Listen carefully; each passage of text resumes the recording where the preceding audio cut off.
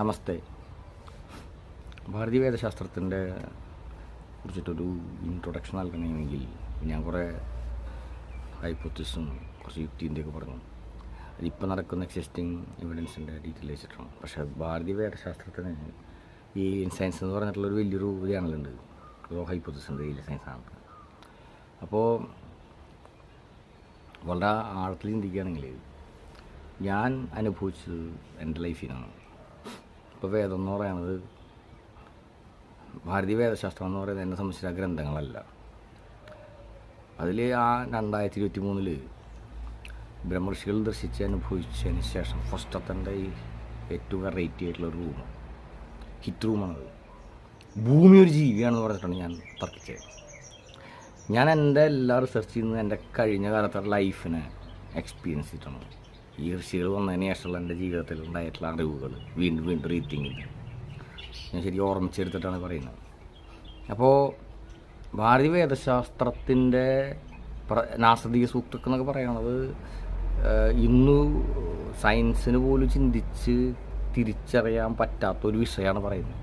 ഇപ്പോൾ big bang തിയറിയൊക്കെ നാസദീയ സൂക്തമായിട്ട് connect ചെയ്ത് പറഞ്ഞാൽ ഒരിക്കലുമല്ല. നാസദീയ സൂക്തം എന്ന് പറയുന്നത് ബിഗ് ബാങ്ങിനെക്കാട്ടൊക്കെ വളരെ പഴക്കളമാണ്.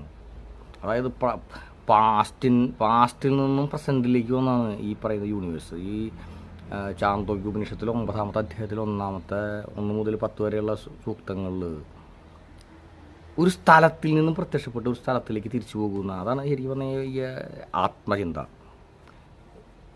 ആത്മാ എന്ന് പറയുന്ന സൂത്രഭാഷ്യം. അപ്പോൾ യൂണിവേഴ്സ് എന്ന് പറഞ്ഞാൽ ഈ പറയുന്ന നമ്മളീ കാണുന്ന ദൃഷ്ടിപ്രപഞ്ചം മനുഷ്യനാണ് ഈ പ്രപഞ്ചം കാണുന്നത്. ഈ പ്രപഞ്ചത്തിൻ്റെ കാരണം ഈ പറയുന്ന സ്ഥലം അഥവാ തമസാണ്. ഈ തമോഗർത്തങ്ങളാൽ ഭരിക്കപ്പെടുന്ന പ്രപഞ്ചം എന്നാണ് ഞാൻ റൂപിട്ടെങ്കിൽ കുറച്ചുകൂടി വിശദീകരിച്ച് പറയാം. തമോഗർത്തങ്ങളാൽ ഭരിക്കപ്പെടുന്ന ക്ഷീരപഥവും അതിൻ്റെ അകത്തെ സൗരയൂഥവും അതിൻ്റെ അകത്തെ ഭൂമിയും മനുഷ്യരുമാണ്. ഇതിൽ കുറച്ച് ആഴത്തിൽ ചിന്തിച്ച് പോകണമെങ്കിൽ, ശരിക്കും പറയുകയാണെങ്കിൽ നമ്മളൊരു കുറച്ചുകൂടി പ്രൊഫഷണലായിട്ട് ഇതിനെ റിസർച്ച് ചെയ്യുന്നുണ്ട്. ഇപ്പോൾ അങ്ങനൊരു ഇതിലേക്കാണ് ഇപ്പോൾ ഈ 2026 നമ്മൾ എത്താണ്. എന്തായാലും ഇതിൻ്റെ തുടർച്ചയുണ്ടാവും. ഞാൻ ഇങ്ങനെ ഒരു അഭിപ്രായം പറഞ്ഞു പോവുകയാണ്, കാരണം ഇത് പറഞ്ഞില്ലെങ്കിൽ നഷ്ടപ്പെട്ടു പോകും. വളരെ രസകരമായിട്ടുള്ളൊരു അന്വേഷണമാണ് ഗവേഷണം എന്ന് പറയുന്നത്. ഇത് നമ്മളുടെ ഭാരതത്തിൻ്റെ പൈതൃകം, സംസ്കൃതി, അതിനെ പ്രാക്ടിക്കലായിട്ട് നമ്മളിരിക്കുന്നിടത്തിരുന്ന് ചിന്തിച്ച് കണ്ടെത്താനുള്ള വലിയൊരു മാർഗ്ഗം ഇതിലുണ്ട്. ബാക്കി വരും.